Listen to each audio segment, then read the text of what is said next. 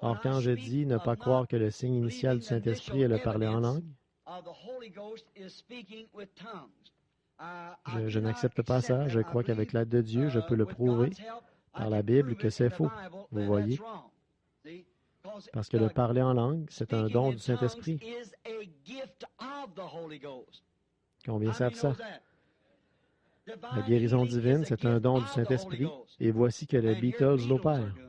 Voyez? Satan peut imiter n'importe lequel de ces dons-là. Les magiciens, les sorciers peuvent parler en langue et les interpréter. Dans la jungle, il arrive souvent qu'un sorcier parle en langue, boive du sang dans un crâne humain et interprète des langues inconnues. En Arizona, quand ils exécutent cette vieille danse de festival, la danse du maïs, les Indiens enroulent autour d'eux des couleuvres au moment où ils essaient de prier Dieu de leur envoyer de la pluie pour leur maïs. Ils appellent ça la danse du maïs. Ils prennent les graines du maïs, la placent autour d'eux, ils font un petit nuage et ils dansent. C'est alors que leur sorcier guérisseur sort avec des cornes sur la tête, des cornes de bison. Il danse avec ses couleuvres enroulées autour d'eux. Et il y a là les sorciers et beaucoup de fumeurs de pipes.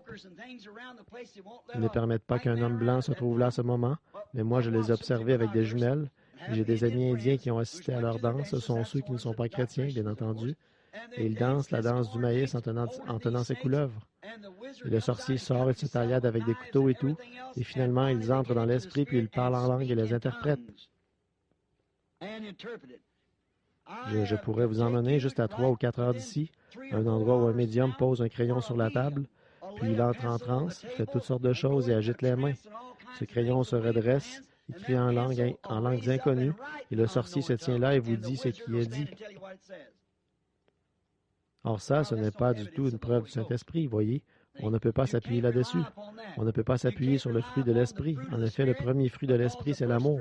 Et je ne connais personne qui déploie plus d'amour que les gens de la science chrétienne. Mais ils nient même la divinité de Jésus-Christ. Voyez, à ma connaissance, il n'y a qu'une preuve du Saint-Esprit. C'est une foi véritable dans la parole promise de l'heure.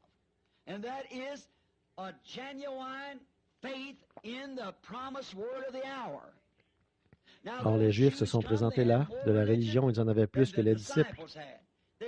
C'étaient des hommes qui avaient reçu une meilleure formation dans les Écritures que les disciples parce que ceux-ci étaient des pêcheurs, des collecteurs d'impôts, et ainsi de suite. Et ils avaient une foi réelle, une foi véritable dans ce qu'ils faisaient. Maintenant, écoutez attentivement, là, ne manquez pas ceci.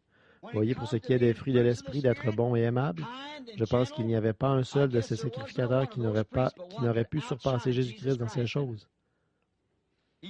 Il est allé au temple, il a tressé des cordes, il les a regardés avec colère, puis il a renversé leur table et les a chassés hors du lieu. Pas vrai? La Bible dit qu'il les a regardés avec colère. La Bible le dit, c'est tout à fait exact. Alors vous voyez, ces sacrificateurs, c'étaient des hommes aimables, doux, compréhensifs. Pour ce qui est des fruits de l'Esprit, ils pouvaient manifester plus de fruits de l'Esprit que Jésus n'aurait pu en produire. Pour ce qui est de la théologie, ils ne savaient pas. Pour ce qui est de la théologie, il ne savait pas, ne voyait pas de quelle école il aurait pu sortir. D'où vient cet homme? D'où est-il venu? Quelle carte d'association a-t-il? De quelle organisation fait-il partie? Nous ne savons pas d'où il vient. Il est carrément indésirable, un gars qui est né d'une naissance illégitime. Voyons donc, nous pourrions vraiment l'abaisser, là, en quelques minutes, vous montrer par les lois. Ils avaient le droit de faire ce qu'ils faisaient, là. Pourquoi? Parce qu'ils n'avaient pas vu qu'il était la parole promise de l'heure.